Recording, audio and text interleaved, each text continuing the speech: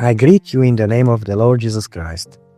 Today I would like to illustrate something important, our born-again Christian experiences and struggles with sin.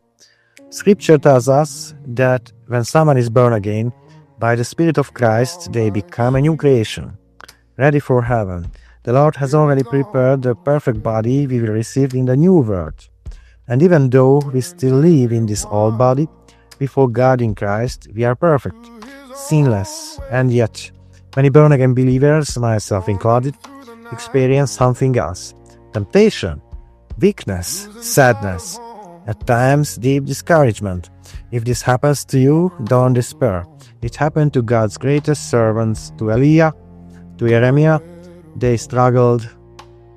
They sank into deep sorrow. Let me give you an example. When someone loses an arm or a leg through illness or accident, many report something strange. They feel pain in a limb that is no longer there. This is called phantom pain. The limb is gone, but the nervous system still signals. In many ways, that what is happened to a believer.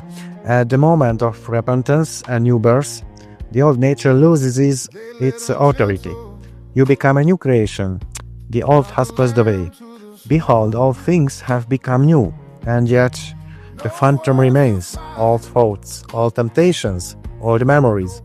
But listen carefully.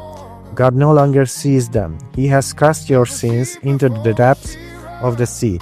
As far as the east is from the west, so far has He removed your transgressions. Don't listen to the accuser. If you are born again, you are not an evil person. Conviction is not the same as condemnation. The blood of Jesus Christ was sufficient. It's sufficient today. A born-again believer doesn't need to be demonized. Christ has no fellowship with Belial. The answer is not ritual, it's identity. Know who you are in Christ. There is a place for pastoral care, for healing past wounds, for wise counsel. But spiritual life comes from one source, the Lord Jesus Christ. He is the one who makes alive. For we were all born spiritually dead. Surely I was sinful at birth, David writes. But the door of grace remains open until physical death. After that, there is no more decision. So if you are listening and you have not yet surrendered your life to Christ, you can do it today. For whoever calls upon the name of the Lord shall be saved. And if you already belong to Him, be strengthened.